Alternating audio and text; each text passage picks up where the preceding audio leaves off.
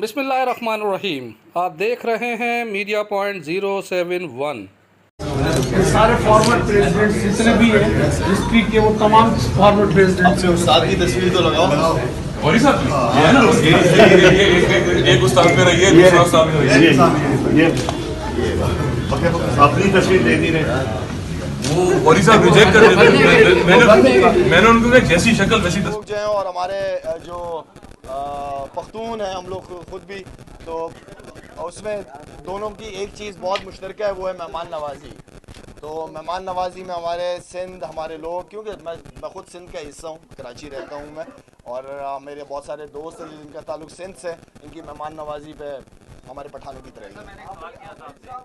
अगर आपको याद हो 2015-16 में जब हम वर्ल्ड कप खेलने जा रहे थे T20 का इंडिया, तो मैं तो कप्तान था, मैं तो टीम को लीड कर रहा था। मुझे तो आखिरी दिन तक नहीं पता चल रहा था कि हमने जाना है नहीं जाना, जाना है नहीं जाना, बस यही हो रहा था।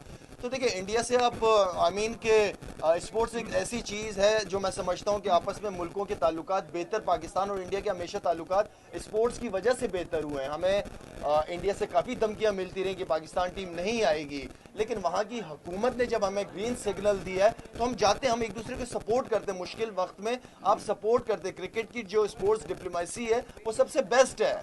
आप लड़ाई झगड़े का दौर नहीं है, इसको प्यार मोहब्बत के साथ ख़त्म कर सकते हैं, और खेल को नहीं रोकना चाहिए, क्योंकि इंडिया पाकिस्तान जो है वो इंडिया को खेलते हुए पाकिस्तान में देखना चाहते हैं। इसी तरह इंडिया के लोग हैं जो पाकिस्तान को, वहाँ पे क्रिकेट, मैंने अपनी क्रिकेट बहुत इंजॉय की है इंडिया के अंदर। मैं हमेशा कहता रहा हूँ कि जो इज्जत, जो प्यार मुझे इंडिया में मिली है वो कभी कहीं नहीं मिली मुझे। तो कि हम क्रिकेट खेलना चाहते हैं, हम क्रिकेटर्स हैं, हम प्यार मोहब्बत का पैगाम लेके जाते हैं दुनिया में। वीज़े ना देना, ये ना करना, कि आप क्या दुनिया में क्या मैसेज देना चाह रहे हो कि आप पढ़ी लिखी कौमों वाली हरकतें कर रहे हैं। हाँ, फंड बजट कैसे नहीं होता, वो यूटिलाइज ही नहीं होता। वो फंड बजट जो है स्पोर्ट्स का वो वापस चला जाता है, इसलिए कि किसी को यूटिलाइज करना ही नहीं आता, किसी को पता ही नहीं है कि इस पैसों को यूटिलाइज करना कैसे है। हमें याद है कि इंटर स्कूल होता था, इंटर क्लासेस होते थे, इंटर स्कूल होता था, डिस्ट्रिक्ट होता था। ये सारे प्रोसेस से मैं गुजरा हुआ हूँ, और सबसे ज़बरदस्त सिस्टम है कि आप स्कूल की क्रिकेट को उठाएं।